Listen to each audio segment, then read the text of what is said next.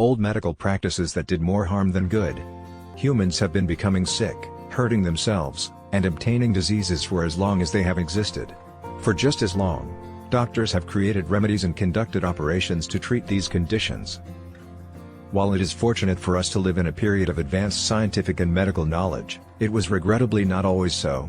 Going to the doctor has typically been riskier historically than just taking your chances with your ailment. Poor cleanliness habits, harmful medications, and a general ignorance of human anatomy all contributed to some inventive, but ultimately risky, medical procedures. Too frequently, medical treatments just serve to worsen the conditions of their sick patients. Here are 8 outdated medical procedures that caused more harm than benefit, without further ado. 1. Corpse medicine. For hundreds of years, cannibalism was thought to be a treatment for a wide range of human diseases by European physicians. In the 16th and 17th centuries, when the medical practice was at its height, doctors recommended to their patients everything from ground-up skulls to blood. Human fat was thought to soothe pain and treat gout when used topically, and a potion made from ground-up skull and alcohol was thought to treat epilepsy. Fresh blood was believed to promote general well-being and energy. Everyone, from commoners to kings, held the notion that the dead still possessed the spirit of the person who had passed away. Anyone who ate human remains would therefore be able to regain some of their previous strength. As horrifying as it may sound, corpse medicine was a common kind of treatment for centuries. The last instance was recorded in 1908. 2. Mercury. Today, mercury is recognized as a substance that may be poisonous and dangerous at high levels. That wasn't always the case, though. Mercury was accepted as a therapeutic medicine and was frequently given by doctors and taken by sick individuals from the 16th century all the way up to the 20th. Doctors thought it could treat anything from constipation to parasites, fever, and even depression due to its purging properties. Throughout the 20th century, doctors recommended calomel, a mercury powder. However, consuming mercury can also cause renal toxicity and lung damage, and many patients who received this treatment passed away from mercury poisoning. In this instance, the treatment actually made the condition worse. 3. Radium. You'd think after mercury, people would know better than to use potentially harmful substances as a cure-all. But, regrettably, that wasn't the case.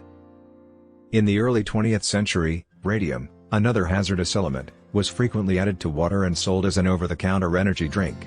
Under the name brand Radithor, radium water was advertised with the tagline.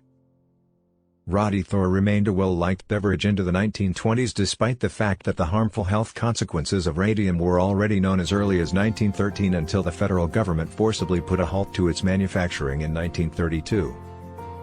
4. Antimony.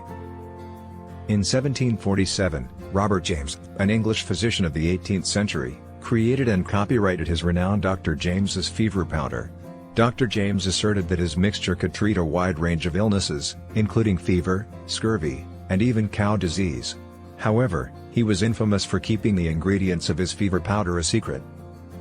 The mysterious component turned out to be the hazardous element antimony. Antimony was regarded as a panacea for a wide range of illnesses, including fever and gout, mostly due to the fact that it made people throw up. 5. Trepanation. One of the first medical procedures ever used by humans was trepanation.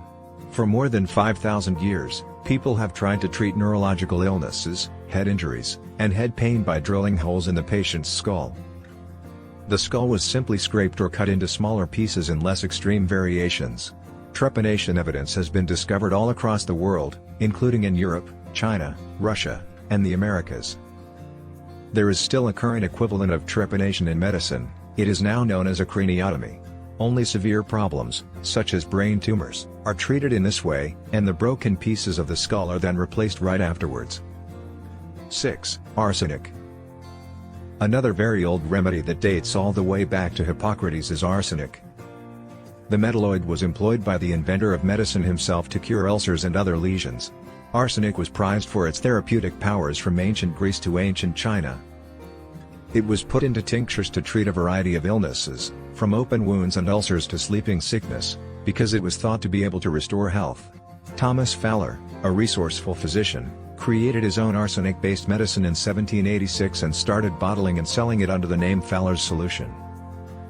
Throughout the 20th century, Fowler's solution was promoted as a treatment for ailments like psoriasis, asthma, heartburn, and leukemia.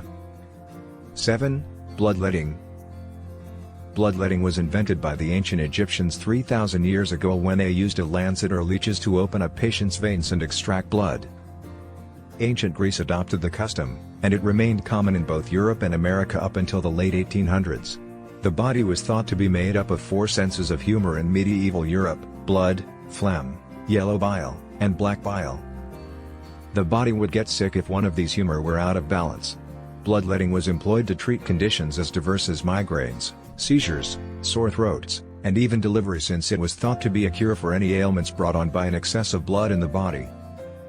8. Animal magnetism. Animal magnetism, which was developed in the 1770s by the German physician Franz Anton Mesmer, was the idea that the planets emit magnetic rays that have an impact on human health through an imperceptible magnetic fluid that pervades the human body. Mesmer thought that when a person's magnetic fluid was blocked or out of balance, disease resulted. Mesmer asserted that he could restore health by unblocking a sick person's magnetic fluid using magnets and specific hand motions.